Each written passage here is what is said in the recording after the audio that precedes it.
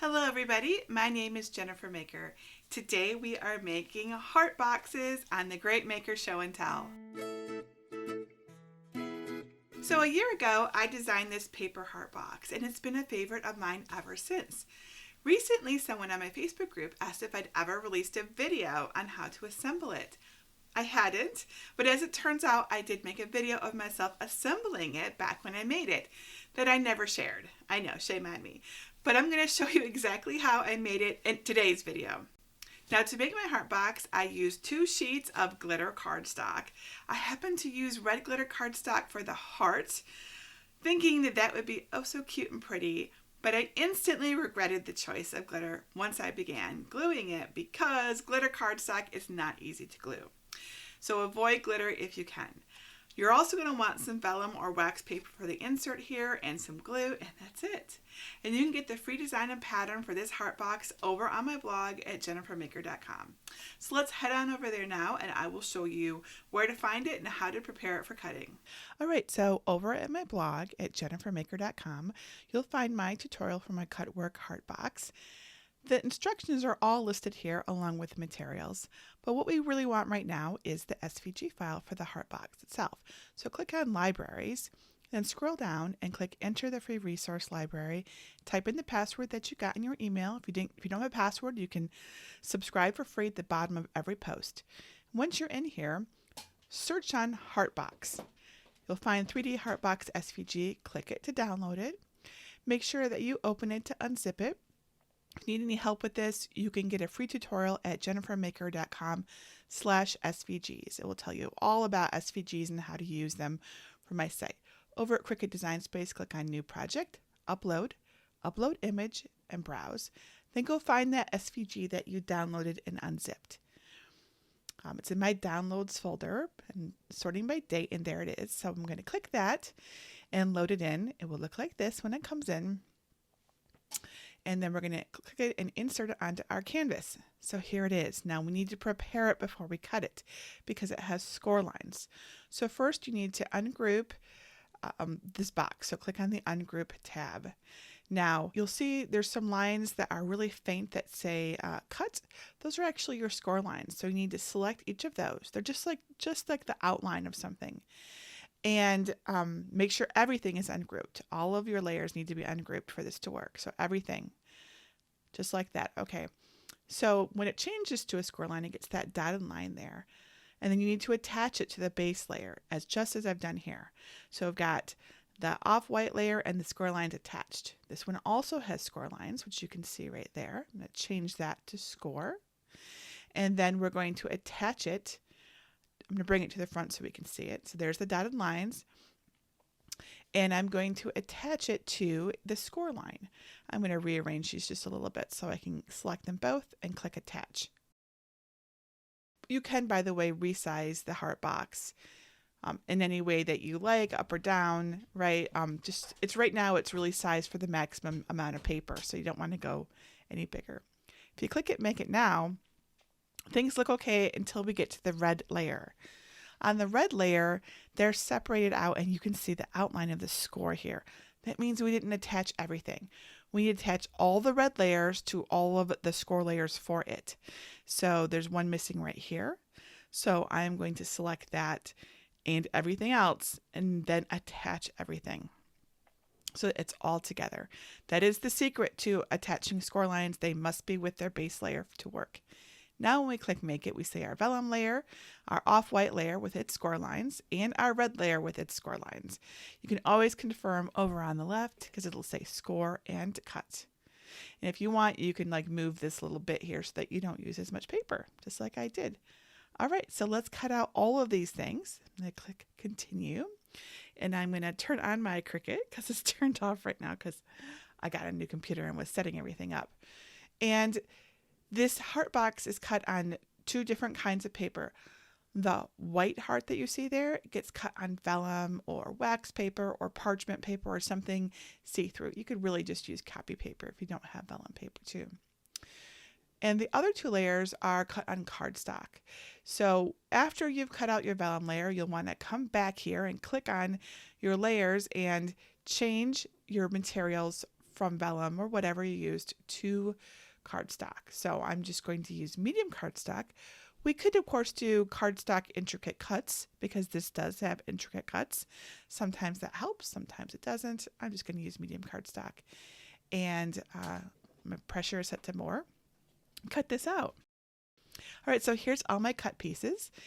We're first going to glue the vellum layer onto the back of the red layer. So just put a little bit of glue around the edges and just a tiny bit on the inside so that it wants to stay adhered to it. And then place your heart just in there, just like this. That's all you have to do. And I recommend glue over spray adhesive in this case, just to be sure that because you don't want to get the adhesive anywhere else.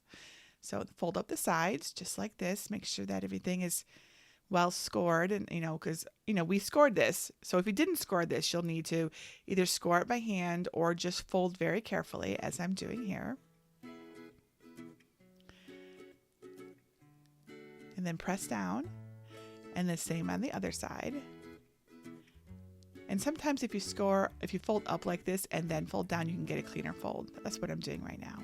So now we have this folded, and we need to fold in our tabs as well on either side end and the bottom as well. So just follow along with me as I'm doing this on the video and fold in the parts that I'm doing, just like this. And then you need to fold the little tabs at the top and bottom of the side there as well.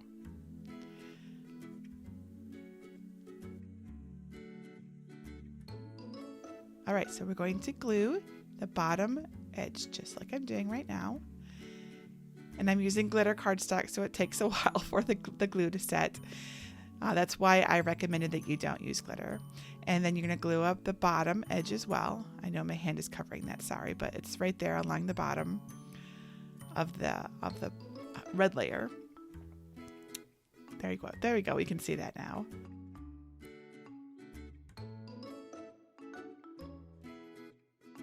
And glue the other side as well. So you see I'm gluing down the tabs.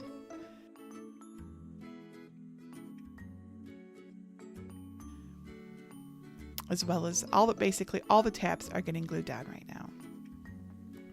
You just want to be patient. Go one step at a time. Make sure you're holding down the glue well so that it can set in place. And I'm using tacky glue here, nothing special.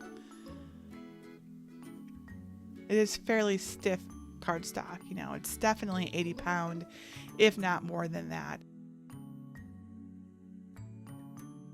Now, if you were paying attention, you'll notice that there is no top to the heart, so we need to create that and attach that. And that's what these two pieces will do. And we want this to be a good, strong, sturdy box. So I'm folding in all the tabs on this top part right here, and then I'm curving it into a heart shape. You see how I'm doing that? Right, so I'm curving that in, and then we're going to use another piece of paper to keep it steady and in place. So I'm going to take this little, it's kind of like a mustache or something, doesn't it? And I'm going to put glue along the edge, and we're going to glue that in, just like this. So again, this piece is to reinforce the heart box and make sure it's nice and strong and will last for many years to come. So just do one curve at a time.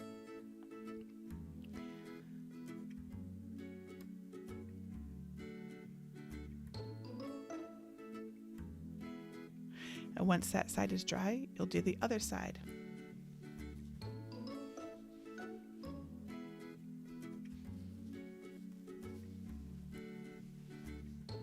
Hold that down until it sets.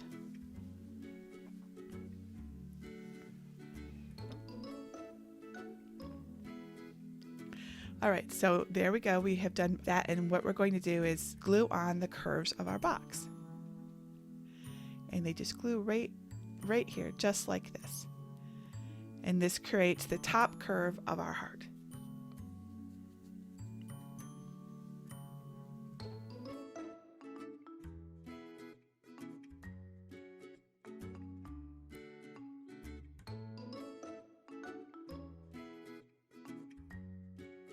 All right, then along the sides, we just attach the sides to the top.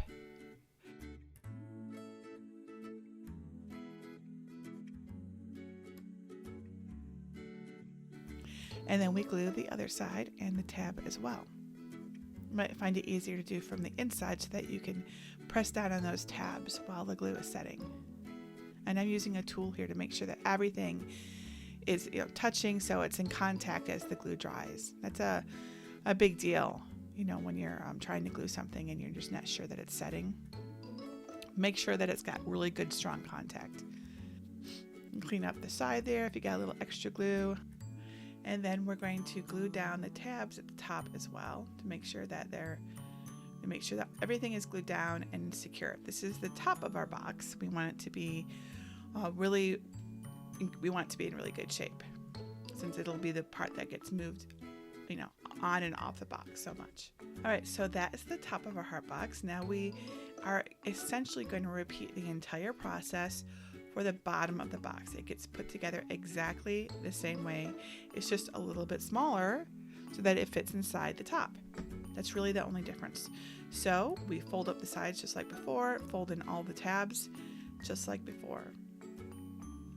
We glue the bottom point on the heart, hold it in place while it sets, and then we glue the tabs on the bottom of the heart, fold them in, set them. The curve of the heart gets done exactly the same way as we did the top portion of this box.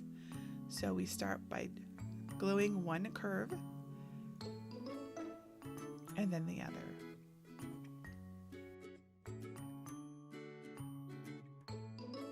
Wipe off the excess glue if you got a little bit too much on there, as I did.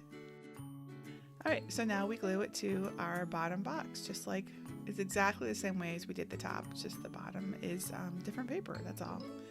It's easier to glue this regular cardstock. And I do want to note, like I've chosen red for the top of my box and this off-white color for the bottom, and I did that on purpose so that we could see the color through the sides of the box. If you just had red on red, it wouldn't look as cool in my opinion, because the sides wouldn't stand out as much. White on white might look kind of classy though. So just keep that in mind, that you can see the sides of your bottom box through the sides of your top box. And that's it. That's how you assemble the heart box.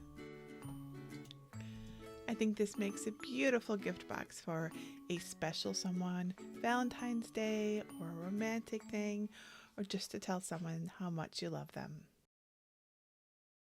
Now, if you're in the mood to make heart boxes, I have 3 more paper heart boxes for you. My friends Tracy, Lucy, and Jennifer designed and shared these heart boxes on their own blogs. Tracy made these easy one-sheet heart boxes with a variety of different patterns. Aren't they just so cute?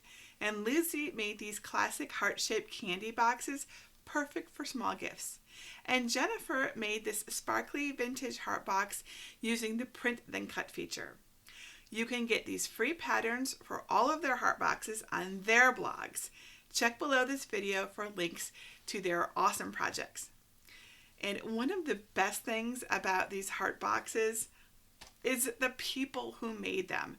They're all made by other craft bloggers who are doing what they love and spreading the joy of crafting far and wide.